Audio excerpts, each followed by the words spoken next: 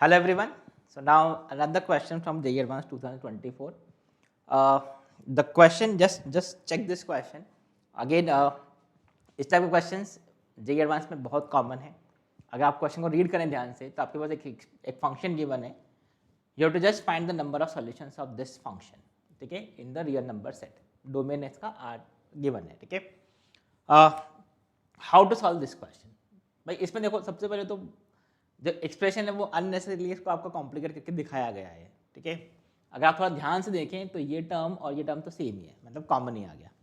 तो this is F X is equal to sine X plus 2 divide by E raise to pi X into X cube X raise to 2023 plus 2024x plus 2025.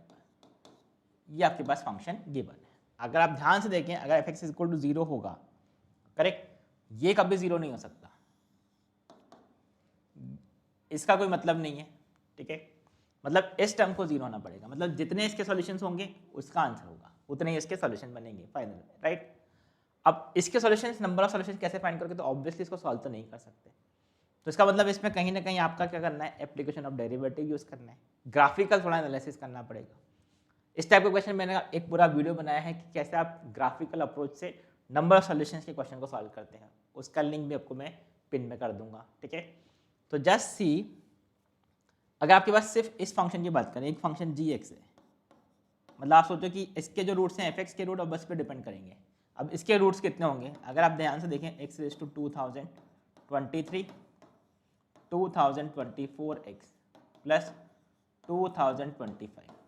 ठीक है, now see, अगर हम graphically इसको analyse करना चाहते हैं तो ये एक पॉलिनोमियल है, इसको हमने डिफरेंशिएट कर दिया.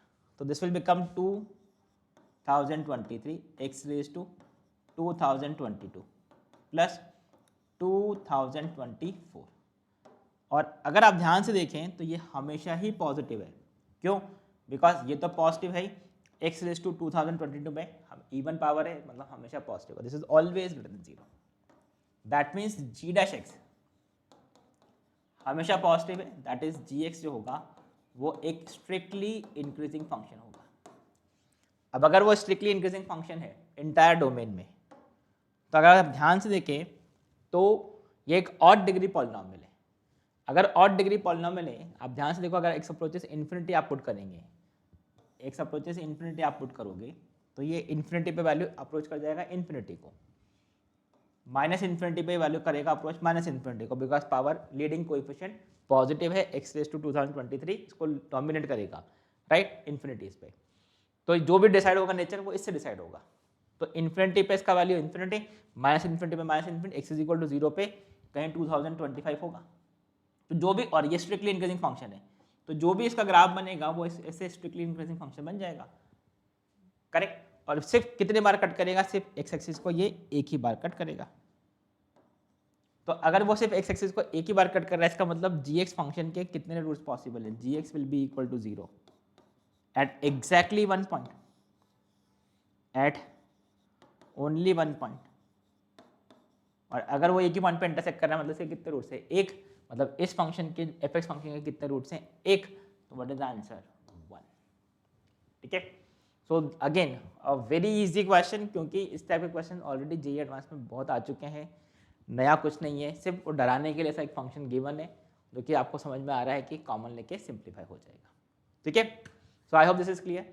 इस टाइप के क्वेश्चन की वीडियो मैंने बनाया हुआ है, I put that link in the description, और मैं यहाँ पे पिन भी कर दूंगा उसको. ठीक है, सो उसमें इस टाइप के काफ़ी क्वेश्चन मैंने डिस्कस किए हुए हैं. तो that's it for this question. Thank you, bye bye.